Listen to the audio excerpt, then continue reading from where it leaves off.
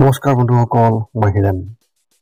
আজি আপোনালোকক এই ভিডিঅ'টোৰ জৰিয়তে আগবঢ়াইছোঁ যে আপোনালোকৰ এই 2025 বৰ্ষৰ এই মাহটোত মেষ ৰাশিৰ ব্যক্তিসকলে কেনেধৰণৰ ফলাফল লাভ কৰিব তাৰে সম্পূৰ্ণ তথ্য আপোনালোকক এই ভিডিঅ'টোৰ জৰিয়তে আগবঢ়াইছোঁ, যাতে আপোনালোকৰ সঠিক তথ্য লাভ কৰিব পাৰে। প্ৰথমে মোৰ এই চেনেলটো আপোনালোকে ছাবস্ক্ৰাইব কৰি থ'ব, যাতে মোৰ পিছৰ ভিডিঅ'বিলাক আপোনালোকে সহজে লাভ কৰিব পাৰে। লগতে মোৰ ভিডিঅ' যদি ভাল লাগে তেন্তে লাইক আৰু শ্বেয়াৰ কৰিব, কমেণ্ট কৰি আপোনালোকৰ মনোভাৱ প্ৰকাশ কৰিব। এতিয়া আহোঁ মূল বিষয়লৈ। আজি আমি জানিম এই 2025 বৰ্ষৰ এই মাহটোত সম্পূৰ্ণ ৰাশিফলৰ বৰ্ণন। আমাৰ সকলোৰে মনত এটা কৌতূহল আছে যে আগন্তুক মাহটো আমাৰ বাবে কেনেকুৱা হ'ব। বহু ধৰণৰ প্ৰশ্ন আমাৰ মনত উদয় হয়, যেনে ব্যৱসায় বা চাকৰিৰ ক্ষেত্ৰত অগ্ৰগতি হ'বনে নহয়, বা কিবা নতুন প্ৰত্যাহ্বানৰ সন্মুখীন হ'বলগীয়া হ'ব নেকি, এনেধৰণৰ বহুতো প্ৰশ্ন। সেয়েহে আপোনালোকক এই ভিডিঅ'টোৰ জৰিয়তে ৰাশি আৰু ৰাশিফলৰ ওপৰত ভিত্তি কৰি ৰাশিফলৰ ওপৰত বিভিন্ন গ্ৰহ আৰু নক্ষত্ৰমণ্ডলৰ প্ৰভাৱ আৰু গতিবিধিৰ বিষয়ে অধ্যয়ন কৰিছোঁ। এই কথা মনত ৰাখি আমি আপোনালোকক এই 2025 বৰ্ষৰ এই মাহটোত ৰাশিফলৰ মতে সঠিক মূল্যায়ন কৰিছোঁ, যাতে আপোনালোকে সেই অনুসৰি প্ৰস্তুতি চলাব পাৰে। আপোনালোকে এই ভিডিঅ'ত আপোনালোকৰ পৰিয়াল, আৰ্থিক, কেৰিয়াৰ, শিক্ষা, প্ৰেম আৰু স্বাস্থ্যৰ লগতে আৰু বিভিন্ন তথ্য আপোনালোকে এই ভিডিঅ'ত লাভ কৰিব। ইয়াৰ দ্বাৰা আপুনি জানিব পাৰিব যে আপোনাৰ ৰাশিফলৰ অনুসৰি কি কি প্ৰস্তুতি চলাব লাগিব। গতিকে আপোনাৰ ৰাশিফল অনুসৰি প্ৰস্তুতি চলাওক। অৱশ্যে আপোনালোকক এইটো জনা উচিত যে এই ভিডিঅ'টোত দিয়া যি তথ্য, এই তথ্য কোনো ব্যক্তি হিচাপে নহয়, ৰাশিফলৰ ওপৰত হোৱা যি প্ৰভাৱ, সেই প্ৰভাৱৰ বিবেচনা অনুসৰিহে এই ভিডিঅ'ত উল্লেখ কৰা হৈছে এই সকলোবোৰ তথ্য। গতিকে এনেদৰে আপুনি আপোনাৰ জীৱনত ঘটিব পৰা সকলো কথাৰ তথ্য লাভ কৰক। গতিকে কোনো পলম নকৰাকৈ এতিয়া আমি এই 2025 বৰ্ষৰ এই মাহটোত যি ৰাশিফলৰ বৰ্ণন, সেই ৰাশিফলৰ বৰ্ণন আপোনালোকক আগবঢ়াইছোঁ। সৰ্বপ্ৰথম পাৰিবাৰিক জীৱনৰ ক্ষেত্ৰত তথ্য এনেধৰণৰ। আপোনাৰ পৰিয়ালৰ মংগলৰ ক্ষেত্ৰত এই মাহত নক্ষত্ৰৰ যি শুভ দৃষ্টি, সেই দৃষ্টি ইমান ভাল নহয়। আপোনালোকৰ মাজত কিছুমান ভাই ভনীৰ লগত সম্পৰ্ক ইমানেই টান হৈ পৰিব, ই গুৰুত্বৰ সম্ভাৱনা আছে। কথাবোৰ চৰম পৰ্যায়ত অপ্ৰীতিকৰ হৈ পৰিব পাৰে। এনে সম্ভাৱনা যিকোনো মূল্যতে পৰিহাৰ কৰিব লাগিব আৰু এই দিশত আপুনিও প্ৰচেষ্টা চলাব লাগিব। খং এৰিব লাগিব আৰু কোনো ধৰণৰ সংঘাতত সোমাবলৈ আপুনি চেষ্টা নকৰিব। পৰিয়ালৰ পৰিৱেশ যিয়েই নহওক বৰ সুখদায়ক নহয়। সদস্যসকলৰ মাজত সম্প্ৰীতি দেখিবলৈ পোৱা নাযায়। আৰ্থিকভাৱেও আপোনালোক সকলোৱে বৰ ভাল প্ৰদৰ্শন কৰিব নোৱাৰিব। সেয়েহে নিজৰ খৰচ নিয়ন্ত্ৰণত ৰাখিব লাগিব।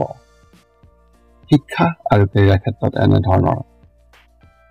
আপোনাৰ শৈক্ষিক কাম কাজ এই মাহত ফলপ্ৰসূ হ'ব, কাৰণ বেছিভাগ সময়তে আপোনাৰ লগত শুভকামনা থাকিব। অভিযান্ত্ৰিক পাঠ্যক্ৰম গ্ৰহণ কৰাসকলে এই মাহত বিশেষভাৱে উপকাৰী সময় আশা কৰিব পাৰে।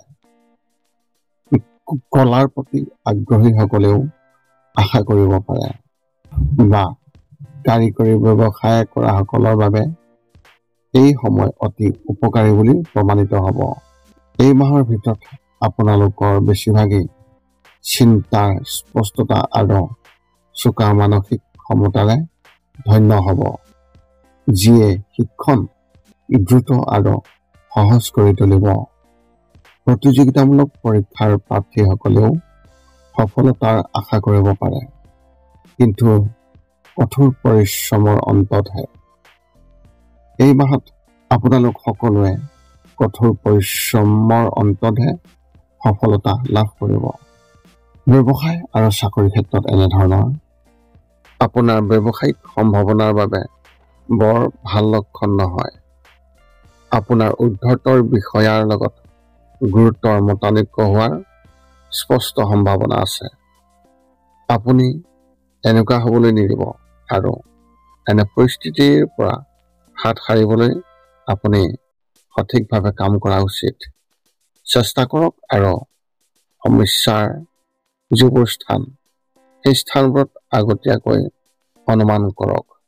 এই ক্ষেত্ৰত আপুনি আপোনাৰ চাৰিওফালে বিশেষভাৱে চকু ৰাখিব লাগিব। আপুনিও গোটেই মাহটো কিছু নিৰাপত্তাহীনতা অনুভৱ কৰিব আৰু ইয়াৰ ফলত আপোনাৰ সিদ্ধান্তত বিশেষভাৱে প্ৰভাৱ পৰিব।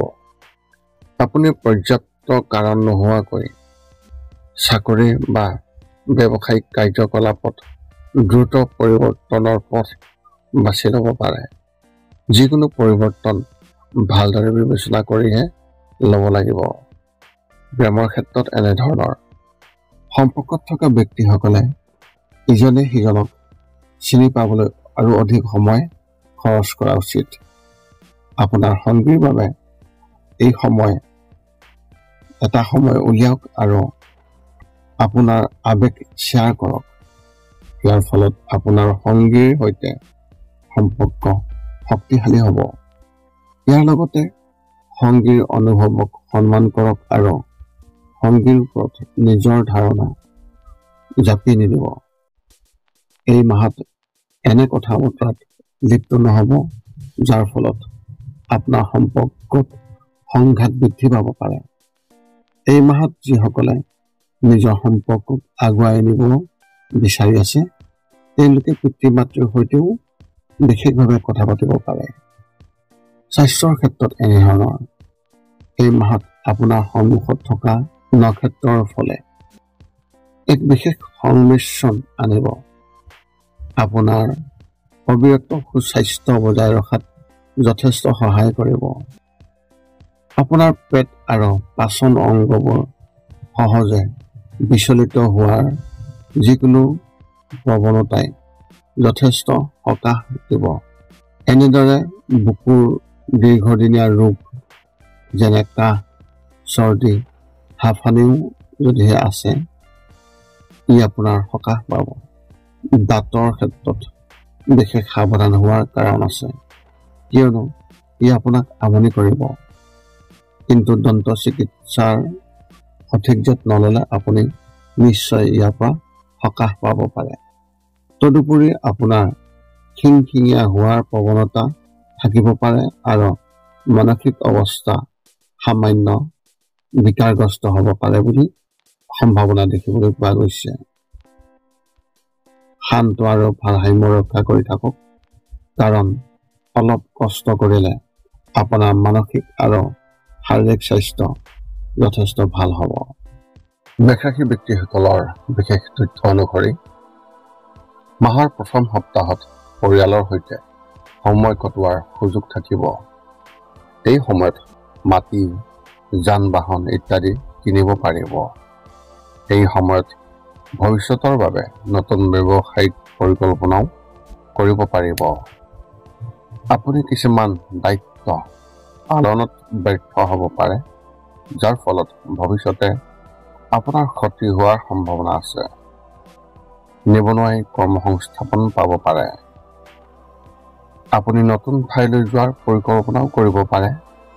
ব্যৱসায়ত কিছু অসুবিধা হ'ব পাৰে, কিন্তু আপুনি ইয়াৰ সৈতে মোকাবিলা কৰিব লাগিব। কেৰিয়াৰ এটা চিন্তাৰ বিষয় হ'ব পাৰে।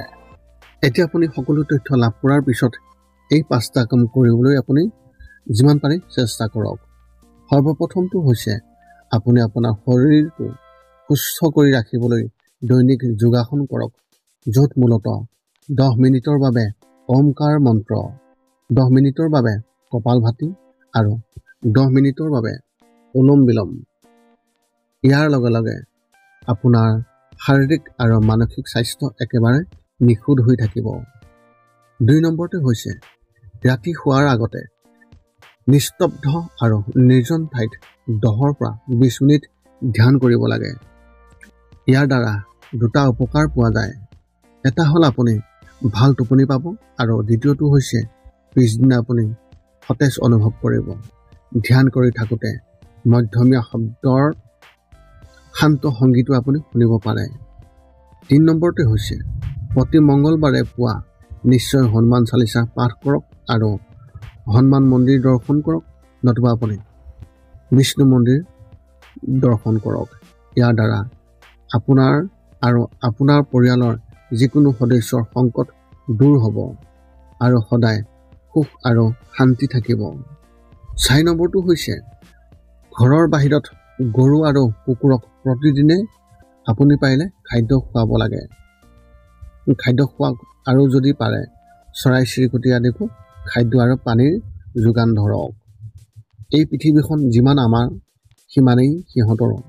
নিতৌ ইহঁতক খুৱাই আমি তেওঁলোকৰ পৰা এক আশীৰ্বাদ লাভ কৰিব পাৰোঁ আৰু আমাৰ ওপৰত থকা গ্ৰহবোৰৰ কুপ্ৰভাৱ দূৰ হ'ব। সদশেষত 5 নম্বৰটো হৈছে আপুনি পাৰিলে মাজে মাজে চৌপাশৰ দুখীয়া ব্যক্তিসকলক আপুনি পাৰিলে সহায় কৰক আৰু ভোকাতুৰ ব্যক্তিসকলক আপুনি পাৰিলে খুৱাবলৈ চেষ্টা কৰক। যদি আপোনাৰ মনত এতিয়াও জ্যোতিষ সম্বন্ধীয় কিবা প্ৰশ্ন আছে তেন্তে আপুনি আমাক এই ভিডিঅ'ৰ তলত কমেণ্ট কৰি আপোনাৰ প্ৰশ্ন অৱগত কৰক আৰু আমি আপোনাক আপোনাৰ প্ৰশ্নৰ উত্তৰ দিবলৈ আমি সকলো সময়তে সাজু আছোঁ। যদি মোৰ ভিডিঅ'টো ভাল লাগিল তেন্তে লাইক শ্বেয়াৰ কমেণ্ট কৰিব। চেনেলটো ছাবস্ক্ৰাইব কৰি থ'ব যাতে পুনৰ অন্য এটা ভিডিঅ'ৰ জৰিয়তে আপোনাৰ লগত সম্পৰ্ক ৰাখিব পাৰোঁ। পুনৰ লগ পাম অন্য এটা ভিডিঅ'ত। আজিলৈ ধন্যবাদ।